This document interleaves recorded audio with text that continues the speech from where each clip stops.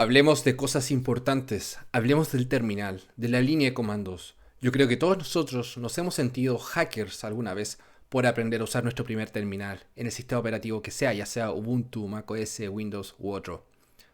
¿Por qué? Porque usar el terminal nos hace sentir poderosos. Escribimos comandos y cosas ocurren en el computador, ya sea lanzamos aplicaciones y etcétera, etcétera.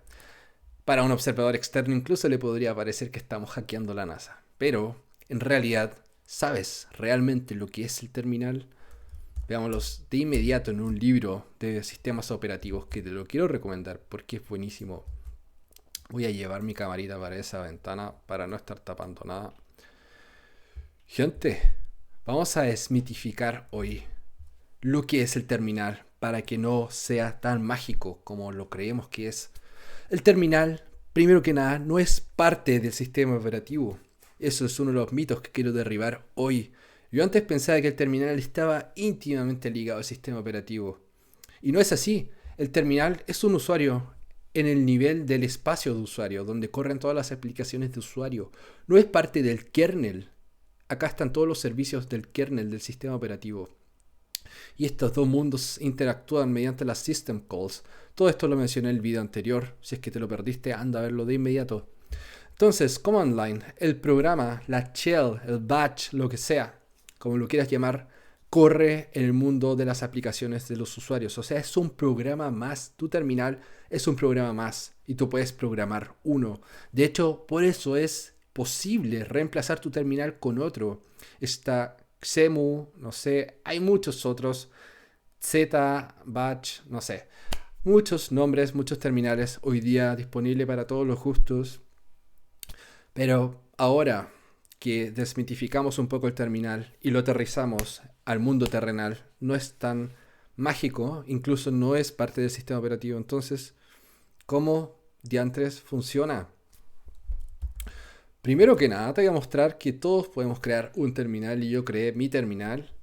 Ese no es mi terminal, pero primero te voy a decir que hay una forma de crear un terminal súper mega fácil, pero es con trampa. En Python hay una librería que se llama OS y tú puedes hacer os.system y ejecutar comandos desde un programa de Python. Esto no es crear un terminal, en realidad es usar un terminal por debajo, behind the scenes. Acá lo que haces es enviarle un string a esa librería y la librería te abre un shell por debajo y se lo manda al shell que interactúe con el sistema operativo. Pones en el fondo una capa por encima de un terminal ya existente. Esto no significa crear un terminal. Eso te lo quiero aclarar desde el comienzo. Crear un terminal significa crearlo desde cero con herramientas que te permiten manejar system calls. Acá creo que me pasé. Un terminal real creado por realmente con las herramientas que te estoy mencionando. Usa system calls para interactuar con el sistema operativo directamente y no a través de librerías. Vamos entonces a mi programa, a mi terminal. Le puse my shell, lo vamos a ejecutar porque al ser un programa se tiene que ejecutar y yo lo estoy ejecutando en mi entorno de Ubuntu 20 dentro de Windows Subsystem Linux. Ahora ven que estoy en otro terminal y este es mi terminal, le puse código Morse y ese colorcito también. Y como es un programa, yo puedo ejecutar programas. SLS, ¿de dónde viene? ¿Viene de mi terminal o es el LS de Unix? Y acá estamos aprendiendo cosas de los terminales y de los shells. Por ejemplo, vim hello C. ¿Significa esto que yo reprogramé vim dentro de mi terminal? No, estoy usando el vim de Unix. El mismo vim que tendrían en un terminal. Esperen, ahí lo agrandé porque estaba... En el fondo, ¿qué quiero decir con todo esto? Tengo ls, tengo cat, myecho. A ver eso, así. Tengo los programas de Unix en mi terminal. Y tú me dices, bueno, ¿y cómo creaste todos esos comandos en tu terminal? ¿Es que te volviste loco? No. Miren, el terminal es un programa que es capaz de lanzar otros programas. Y el terminal en general en Unix, en los sistemas operativos Unix, no tiene tanta lógica porque lo que hace es lanzar programas que ya existen y los comandos son programas que están en tu sistema de archivos. Vamos a de hecho usar Which. Which es un programa que te permite saber dónde están tus tus comandos. Por ejemplo, ¿dónde está ls? Y está ahí. Es un programa, un binario ejecutable que está ahí y lo puedo usar desde cualquier terminal y lo podría ejecutar directo yendo a esa locación. Por ejemplo, ¿dónde está cat? ¿Dónde está vim? Todos estos programas vienen con el sistema operativo Unix. Entonces yo no los tuve que recrear en mi línea de comandos. Simplemente los llamo desde allá. Y eso es también lo que hace el terminal de Ubuntu, en el donde estaba recién. Voy a salir de mi terminal, voy a entrar de nuevo al terminal de Ubuntu. Voy a hacer which ls. Y a ver si funciona which. Miren, incluso el programa which sabe dónde está él mismo. Entonces, lo que está haciendo este terminal de Ubuntu y lo que está haciendo mi terminal es exactamente lo mismo. Llaman a programas que ya existen en el sistema de archivos. Entonces, el terminal no tiene que hacer tanto como creíamos. Tiene que ser capaz de ejecutar programas y no de cualquier forma. Ahora vamos a ver cómo funciona un terminal.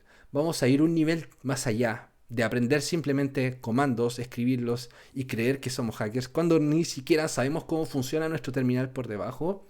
Hoy día vamos a incrementar ese conocimiento que tienes para que de verdad te puedas jactar de ser un hacker. ¿Cómo funciona un terminal? Voy a llevar mi cámara para allá ahora. Tengo que hacerlo para ver que no tapo nada. ¿Cómo funciona el terminal? Esas cosas las aprendí. ¿En qué canal? En Código Morsa. Ningún otro canal te habla de estas cosas que a nadie le importa porque piensan que con esto no se consiguen trabajos. Pero en realidad estas son las herramientas que destacan a los programadores de verdad. Por eso quiero que tú también las aprendas y que desde ya muestres tu agradecimiento en forma de like y en un comentario. Acuérdate que tus comentarios y tus likes son mi sueldo. Fork. El primer syscall del que hablaré en este canal. Acuérdate que ya hemos hablado del concepto System Calls. La forma en que los programas que corren en el espacio de usuarios interactúan con el kernel del sistema operativo. Fork es una syscall popular muy utilizada y nos permite lanzar un proceso. SH va a representar el programa del terminal, ya sea el terminal de Ubuntu o el que tú hayas creado o ZBatch o cualquiera.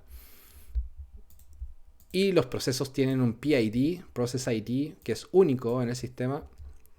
En este caso este es el número 1 y como lanza un nuevo proceso, este proceso se va a llamar número 2. Ahora, ¿qué hace fork? En el sistema operativo se recibe la llamada fork, le dicen, oye, un programa quiere crear otro proceso, ¿lo dejamos? Sí. Entonces tu terminal va a lanzar un segundo programa y fork copia el espacio de memoria y todo lo que tiene ese proceso, tal cual, lo duplica. Por eso estoy repitiendo SH. SH, acuérdate que es la abreviación de shell y acá simplemente estoy simbolizando de que el programa de tu terminal se va a duplicar. Y uno dice, bueno, ¿y para qué diantres quiero dos terminales si con uno me basta? Lo que pasa es que tu terminal necesita crear espacio en la memoria para lanzar otro programa. No es simplemente ya lanzo un programa y ya. ¿Por qué? ¿Qué pasa si yo lanzo un programa dentro de este mismo espacio de memoria? Voy a terminar matando mi terminal. No quiero matar mi terminal. Quiero seguir lanzando programas cuando yo escribo varios comandos en mi terminal, ¿o no? Quiero que mi terminal viva para que yo pueda seguir lanzando programas uno tras uno. Por eso tengo que duplicar el espacio de memoria del proceso en mi sistema operativo. Y lo primero que hace fork es duplicar tal cual todo lo que tengo en el terminal, pero en otro espacio, otra memoria, otro espacio en la memoria RAM, otro stack, otro heap, duplica todo tal cual. Pero me dijiste, ¿pero para qué quiero dos terminales? Concuerdo contigo, esto es solamente el primer paso. Después tenemos que hacer otra cosa. A todo esto, este proceso de lanzar un proceso extra se llama lanzar un proceso hijo. En el fondo, el padre, acá, era el padre lanzó lo que se llama un proceso hijo con el syscall fork. Y ahora vamos a hacer otro syscall, pero ya voy a hablar de wait. Entonces el padre lanzó un shell que por ahora no es visible porque rápidamente el hijo dice, ok, yo sé que no quiero ser un terminal, quiero lanzar un programa y voy a lanzar el programa echo. Acá estoy haciendo el ejemplo de la pantalla que vimos recién. Echo, hola Morsa creo que le puse. Entonces el echo es un programa de hecho, veámoslo de inmediato. Which Echo. Es un programa que está ahí y lo podemos usar de inmediato también en Michelle, ¿por qué no? O la Morsa. Ahí está. Ese es Echo, es un programa y lo puedo lanzar desde mi terminal, ¿por qué no? Entonces, el hijo lanza el syscall exec. Ahora, este es otro syscall. Este syscall no crea un proceso extra, sino que reemplaza el proceso actual en donde fue llamado este syscall por un nuevo proceso. Entonces, el hijo hace un harakiri y lanza un proceso que se come todo su espacio de memoria y en el fondo ocupa su lugar. Y echo va a usar todo el espacio del hijo. Ahora, ¿qué significa este syscall wait? El hijo va a esperar a que, o sea, el padre va a esperar a que el hijo lance su proceso y termine su ejecución. Entonces, este syscall es importante si es que queremos esperar a que termine el proceso antes de seguir con otros procesos desde el terminal.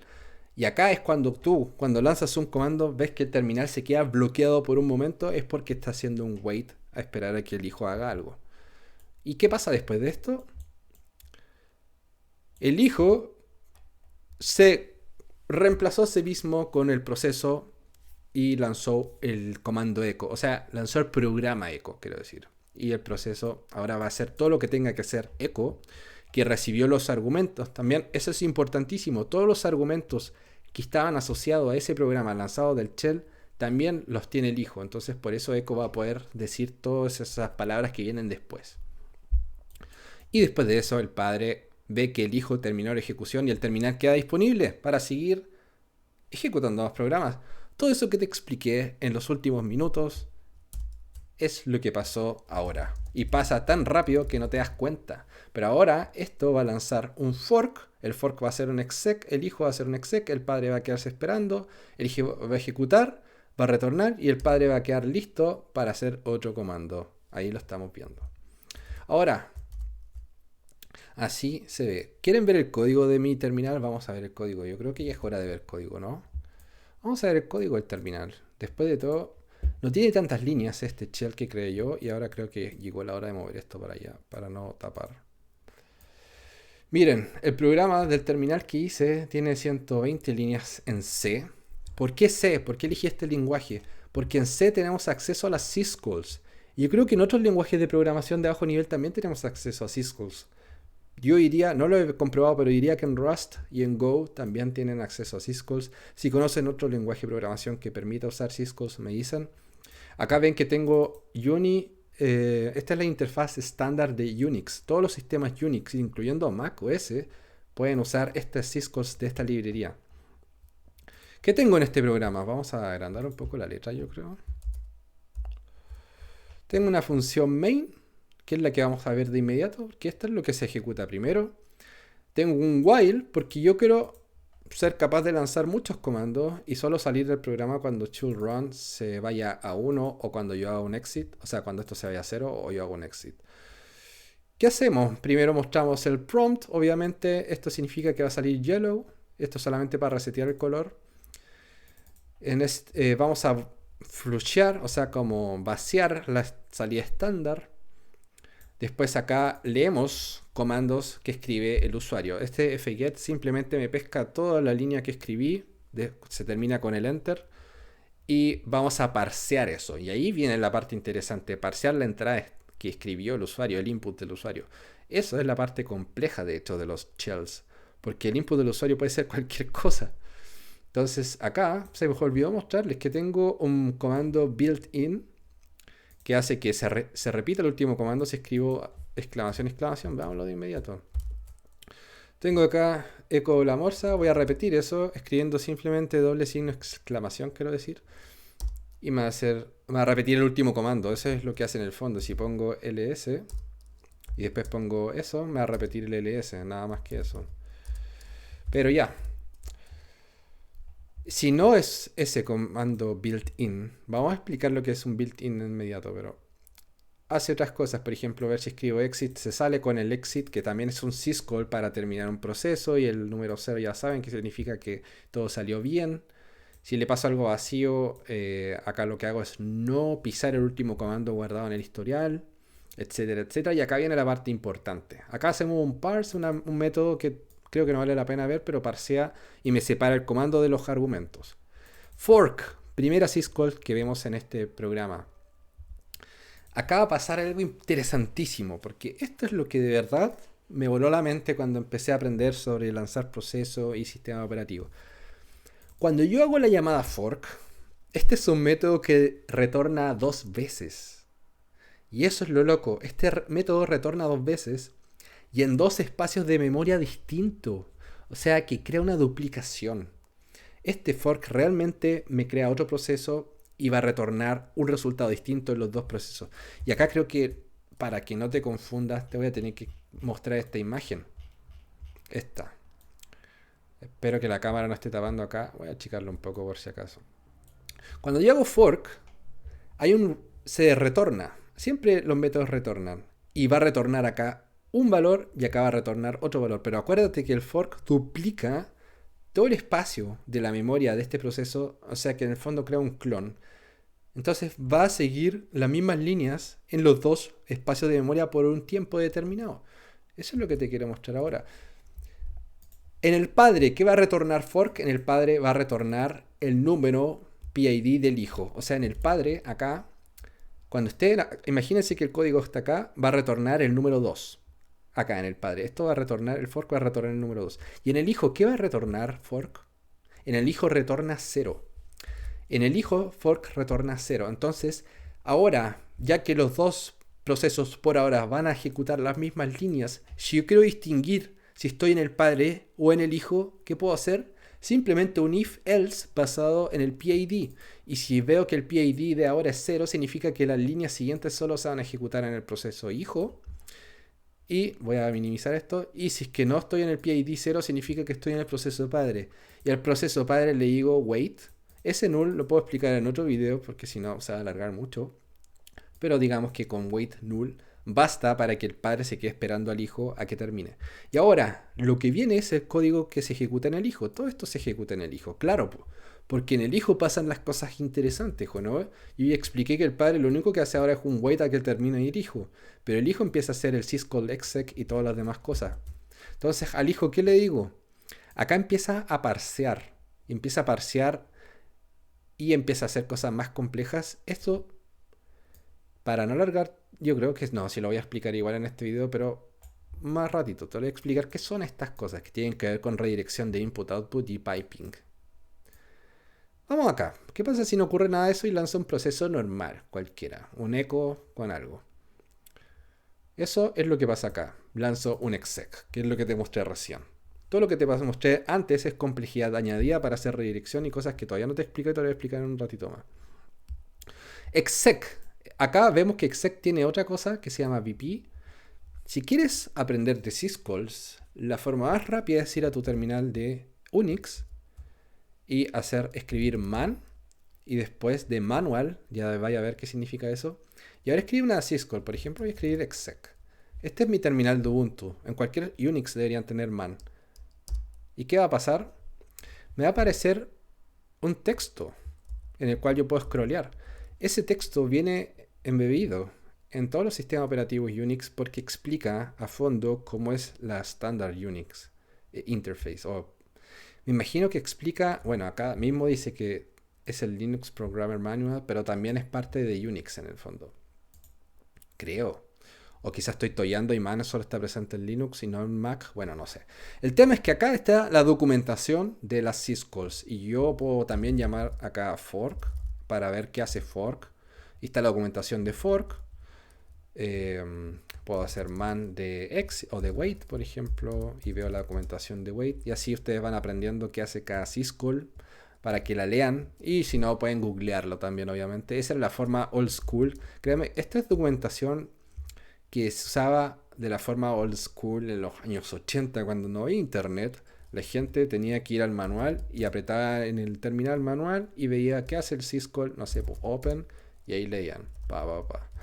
Entonces, pequeño paréntesis, lanzamos un exec con el comando, y acá tengo los argumentos que les dije, el hijo y el padre tienen los argumentos, el hijo los lee, y acá veo el primer argumento es el comando y el segundo son los argumentos. Y ahora, Cuando yo lanzo un exec, si el programa se ejecuta y existe, esto de aquí para abajo en el hijo ya se pierde porque se reemplazó por otro proceso y esta línea de abajo nunca se van a ejecutar en el hijo. Pero si el comando no existe, exec hace un exit y vuelve acá al hijo. El hijo vuelve a retomar el control y acá yo tengo que printear que el comando falló de alguna forma y ahí pongo un exit 1 para que el hijo termine y el shell pueda seguir continuando. Eso fue a grandes rasgos cómo funciona un terminal. Ahora viene un bonus track, porque creo que no lo haré en un video extra. Hagamos un bonus track. ¿Qué es redirección de input-output? ¿Qué es piping? Esperen, me pasé un poco. ¿Ustedes han usado estos caracteres en su terminal de Unix? Si es que no, entonces déjenme decirles que todavía no sabían usar bien el terminal, porque se están perdiendo de muchas cosas poderosísimas. Ahora, ¿qué pasa si hago echo hello morsa y le tiro una redirección a un archivo que diga saludo.txt? ¿Qué pasó? No tuve salida ahora en pantalla, no vi el mensaje en pantalla, pero ahora si pongo ls veo que hay un archivo que se llama saludo.txt y ¿qué pasa si veo el contenido de ese saludo? Veo hello morsa. Entonces este signo de mayor menor pero hacia la derecha lo que hace es reemplazar la salida estándar por otra cosa, por un archivo. Ese es el concepto que te quería explicar. La salida estándar y las entradas estándar las podemos manipular a nuestro antojo usando el terminal. Acá creo que me voy a tirar la camarita para acá para ver que no se apague, que de repente se apaga la... Ah, no, para el otro lado. Tengo que hacer esto con la cámara porque de repente se apaga y no quiero estar hablando sin cámara. Entonces, eso fue una redirección del output. Y vamos a ver ya cómo funciona en el código, pero primero te quiero mostrar otro caso ahora. Ahora, ¿qué pasa si yo escribo cat y digo... Miren, saben que cat muestra el contenido de un archivo, ¿cierto? Esto lo acabamos de hacer y lo voy a hacer de nuevo. Me muestra el contenido de un archivo y listo. ¿Qué pasa si yo lo uso de otra forma? Voy a reemplazar la salida estándar de cat. Voy a hacer que sea un archivo la salida estándar y ya no la pantalla. Cat, salida estándar, ahora va a ser un archivo que se llame, no sé, pues, historia.txt. Y ojo, tiene argumentos cat. Ahora cat no tiene argumentos, pero sí reemplazamos su salida estándar y va a estar en un texto. ¿Qué hace cat sin argumentos? ¿Lo hayas usado sin argumentos? Primero que nada, vamos a ejecutar cat sin argumentos para que veas qué pasa. El input se queda esperando. Entonces, si yo escribo esto, me lo va a repetir. Si escribo esto, me lo va a repetir. Esto me lo va a repetir. Y yo tengo que salirme. Y listo. Ahora, ¿qué pasa? Voy a hacer un clear. Si hago lo que quería hacer antes, voy a redirigir la salida estándar de cat, pero ya no a la pantalla, sino que a un archivo historia.txt. Ahora cat se queda esperando nuevamente porque no tiene argumentos. Entonces yo voy a escribir ahora una historia cualquiera en donde el protagonista está haciendo un video y bla bla bla. O sea, yo estoy escribiendo y ¿qué está pasando con esa salida? ¿Está saliendo en pantalla? No. ¿A dónde se está yendo? Vamos a ver. Vamos a cerrar esto entonces con control D. Y voy a ver ahora sí lo voy a pasar como argumento a cat historia.txt para ver qué pasó con ese archivo. Está la historia ahí. Entonces la redirección de salida estándar es una herramienta poderosísima. ¿Qué también puedo hacer? ¿Qué puedo hacer con esto? ¿Qué puedo hacer también con redirección de estándar? Ahora la redirección de input. De hecho, cat, si no le paso argumento, pero le hago redirección de entrada estándar ahora. ¿Qué pasa si le paso la misma historia, pero ahora como redirección de... Oh, eso nada que ver. ¿Saben lo que estoy haciendo acá? Cat nuevamente no tiene argumentos, pero le estoy pasando como entrada estándar, porque ahora este símbolo está para el otro lado, significa que voy a reemplazar la entrada estándar del programa cat con un texto. Esto va a ser tu entrada estándar. ¿Y qué es lo que hace cat? Me muestra la historia. Fue básicamente... El resultado fue lo mismo como si lo hubiera pasado a cat como argumento el archivo historia, solamente que ahora lo hago de otra forma. Le digo, cat, no te voy a pasar argumento, pero te voy a cambiar tu entrada estándar. Y cat dice, ok, me voy a quedar esperando mi entrada estándar y le llega un texto con end of line. Y eso termina porque los textos tienen al final un end of line, que termina el texto, una terminación. Ahora, vamos a hablar de piping. Si no sabías piping y te hice ser hacker con terminal, tienes que aprender esto, si no, no puedes usar ese nombre. Echo, hola morsa. Ustedes ya saben lo que hace echo. Ahora, ¿qué pasa si hago echo, hola morsa y uso piping? Piping es ese simbolito y le paso esto al programa word count, que es WC. Ven que lo que hace es contar palabras, contar letras, contar bits, si no me equivoco. ¿Y qué pasó? Word count recibió el resultado de la salida estándar de echo y siguió trabajando. En el fondo, lo que hacemos acá es ya no redirigir la salida estándar a un archivo, sino que redirigírsela al siguiente programa. Qué poderoso es eso. Es concatenar dos programas, uno seguido del otro. Es distinto al caso anterior. En el caso anterior concatenamos la salida estándar a un archivo y ahí terminó. Acá estamos concatenando un programa con otro programa y la salida de un programa es la entrada del otro programa. Eso es piping y es poderosísimo. Se usa mucho con grep. Acá también puedo hacer otro ejemplo. Por ejemplo, hola. Hagamos esto. Cat historia.txt. Eso, como salía, se lo voy a pasar al programa more. ¿Saben qué hace? No, a less mejor. Less es mejor. Less es un programa en donde yo puedo hojear mucho texto, texto largo. Y creo que tengo un ejemplo mejor para esto. Acá tengo, bueno, ahí creo que se me habían juntado unas letras, por eso salió command Q failed. Pero tengo, por ejemplo, Hamlet, ¿o no?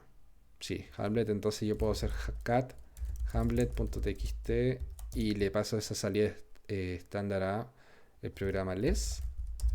Y acá simplemente estoy leyendo Hamlet, pero ahora puedo hojearlo. Es distinto a cat. Cat te escupe toda la salida de una, pum, y si queréis leer más arriba tenéis que scrollear, pero en el terminal. Acá no estoy scrolleando en el terminal. Esto es un programa que me abre una página dedicada a este archivo y es mucho más útil para leer archivos en el terminal.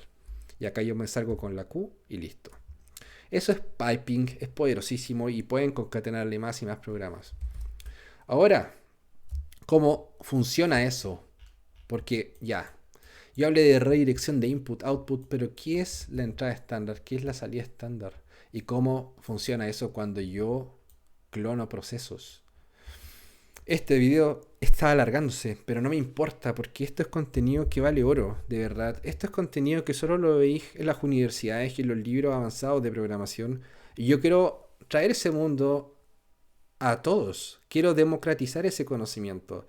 Porque ahora si te metí a YouTube, lo único que ves son tutoriales básicos de JavaScript, de frameworks, de esto, de cómo hacer páginas web, de REST APIs.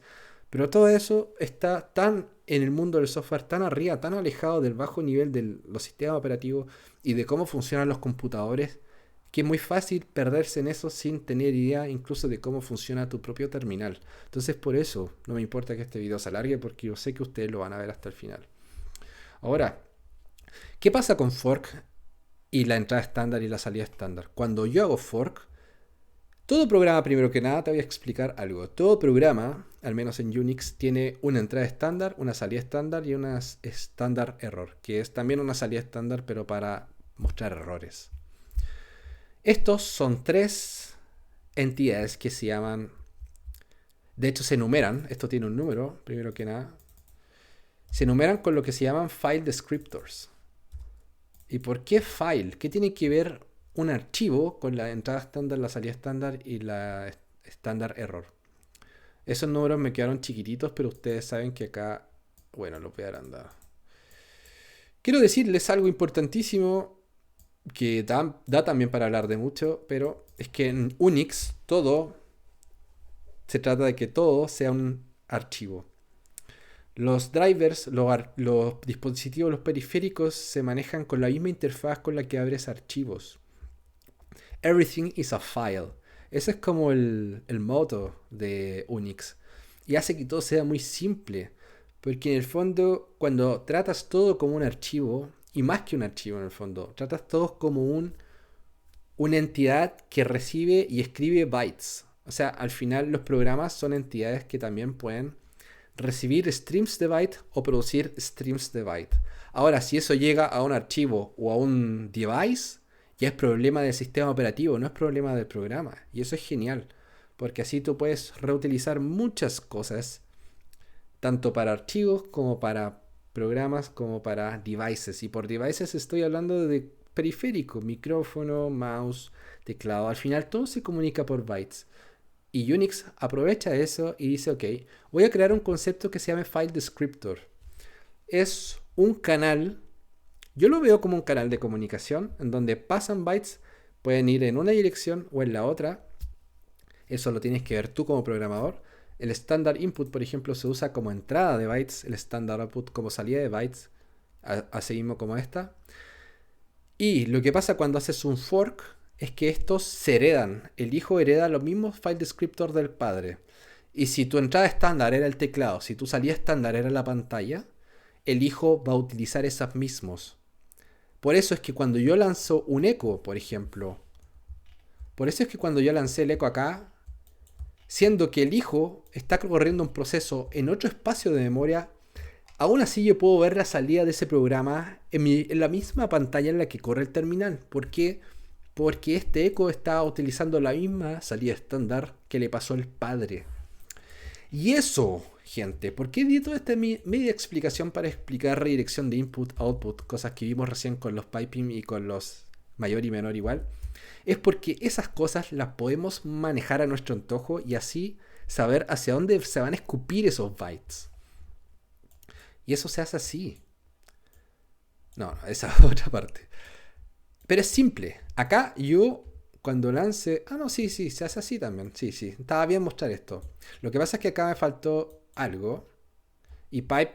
Bueno, hablemos de pipe. Ya, hablemos de pipe. ¿Qué pasa? Yo lanzo un hijo y yo quiero cambiar la salida estándar del proceso que voy a lanzar en concatenación con echo, por ejemplo. Si hago un echo y pipe less, significa que quiero que la salida estándar de echo vaya a la entrada estándar de less.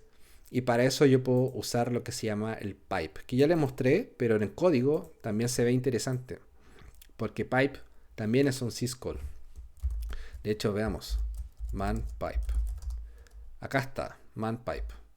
Toda la documentación de pipe. Entonces, lo que hago acá es decirle, hey, salida estándar de este programa. Vamos a hacerte un pipe y quiero que tú te conectes a la entrada estándar de LES. Entonces ahora la entrada estándar de LES no va a ser nada más y nada menos la salida de este programa. Así podemos manejar entradas y salidas, entrada y salida estándar, por ejemplo, con pipe.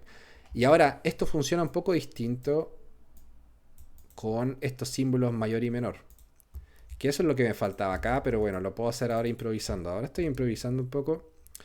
Si yo uso echo hello morsa y pongo esto y pongo saludo.txt, acá estoy haciendo una redirección de output y esto no usa pipe, esto usa otra cosa, porque acá no lanzo un programa. Ahora acuérdense que estoy improvisando, así que voy a correr esto así nomás. Acá esto ni siquiera hace un fork. Esto es lo que va a hacer. En pipe sí usé un fork y un exec porque acá antes el hijo lanzaba otro proceso, pero acá lo que va a hacer es simplemente hacer un open y vamos a escribir eso en un archivo. Y ese open es una syscall que todavía no hemos visto y que la voy a mostrar ahora en el código para terminar. Este video se alargó bastante, pero han visto muchas cosas interesantísimas. Vamos a ver open para terminar el video. Y voy a mandar de nuevo la cámara para allá para ver que no estoy pisando nada del código importante. Ok, tenemos redirección de salida estándar. El de la entrada estándar lo pueden ver de tarea. Si estamos en este caso y tenemos este simbolito, queremos crear un archivo Queremos cerrar la salida estándar de la pantalla, ese es el 1. Acuérdense que la numeración es importante acá. El 1 está denotado por la salida estándar y por defecto está conectado a la pantalla del sistema operativo que estemos usando. Lo vamos a cerrar y vamos a decirle, hey, ahora la salida estándar va a ser este file descriptor. O sea, la salida estándar va a ser lo que haya salido de este archivo. Y esto es un archivo que se dice, si no existe, lo creas. Y el nombre va a venir de acá, de args, del último argumento que viene en el comando. O sea, viene de echo hello morsa. Pum, pongo, ¿dónde está el saludo.txt? Este se usa para darle el nombre acá al syscall open. El syscall open en el fondo espera el nombre del archivo y los permisos. O sea, claro, en el fondo si puedo crearlo o no. Y este es el... Esa es la anotación de permisos del file system de Unix, por si no lo sabían. 666 ya ni me acuerdo qué era, pero era algo relativamente permisivo. Este dup es otro syscall. He hablado de muchos syscall hoy en día. Lo puedo ver acá de hecho. Mandup. Ahí está el dup. Lo que hace es simplemente duplicar un file descriptor. Acuérdense que file descriptor, todos son file descriptor en Unix. Ya sea salida a pantalla o abrir un archivo, eso es un file descriptor. Y lo que acabamos de hacer es reemplazar la pantalla por un archivo con close y dup. Qué sencillo. Ahora, otro detallito antes de cerrar. Tengo muchas ganas de hablar tanto, pero siento que esto ya está durando casi una hora, así que no puedo hacerlo así. Cuando yo hago close de 1, el espacio en el file descriptor 1 queda vacío. Entonces inmediatamente dup reemplaza ese y reemplaza el 1 como salida estándar. Por eso yo tengo que hacer el close antes del dup y no después. Así no va a funcionar. Porque así el file descriptor va a quedar en la posición 3. Va a ver que el 0, el 1 y el 2 están ocupados, me lo va a mandar al 3. Y después si cierro la salida estándar simplemente voy a quedar sin salida. Entonces tiene que ser en ese orden. ¿Te gustó este video? No te olvides de suscribirte, subo videos como este casi todas las semanas. Acuérdate también de darle like, comenta, ¿qué te pareció? ¿Qué cosas te interesaron? ¿Qué syscalls me faltaron? ¿Qué otras cosas aprendiste o que te gustaría aprender de sistemas operativos? Y recordarte que al final mi terminal tenía solamente 100 líneas de código y no está completo, le faltan muchas cosas. Créeme que esto da para mucho, mucho. Te voy a mostrar para simplemente en estos últimos segundos del video, te voy a mostrar que esto es un shell de un sistema operativo que vamos a compilar más adelante. Es una sorpresita que no la voy a revelar todavía. Este sistema operativo no lo hice yo, lo encontré por ahí, lo compilé y funcionó.